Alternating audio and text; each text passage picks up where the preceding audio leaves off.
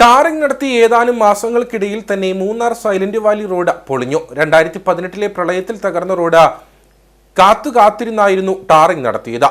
Road പൊളിഞ്ഞതോടെ പ്രതിഷേധവും രൂപം കൊണ്ടു കഴിഞ്ഞു.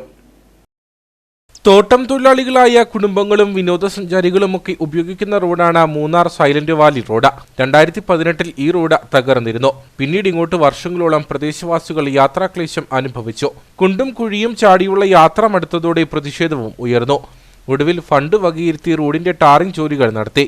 എന്നാൽ ടാറിംഗ് നടന്ന ഏതാനും മാസങ്ങൾ പിന്നിട്ടപ്പോൾ തന്നെ ടാറിംഗ് പൊളിഞ്ഞു തുടങ്ങിയിട്ടുള്ളതാണ് പ്രതിഷേധത്തിന് ഇടവരുത്തിയിട്ടുള്ളത്. மூணார் சைலண்ட் வாலி ரோடு ரொம்ப வருஷமாக ரொம்ப மோசமாக கிடந்துச்சு. ஸ்கூல் பிள்ளைகள் அடக்கம், எஸ்டேட்டில் இருக்கக்கூடிய தொழிலாளர்கள் அடக்கம், வாகன ஓட்டுநர்கள் அடக்கம் இதில் போக முடியாத சூழ்நிலை இருந்துச்சு.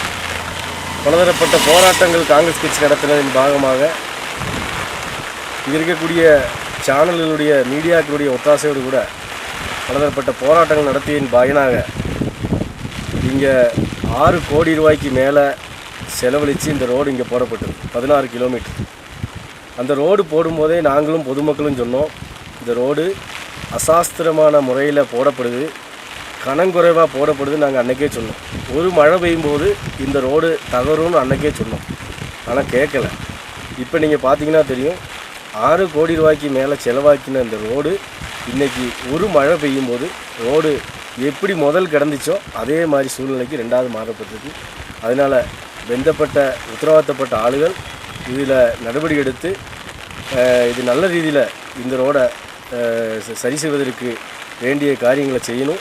இல்லைன்னு சொன்னால் இந்த ரோடில் மிகப்பெரிய அழிமதி நடந்திருக்குன்னு சொல்லி இங்கே இருக்கக்கூடிய பொதுமக்களும் சொல்கிறாங்க, நாங்களும் சொல்கிறோம்.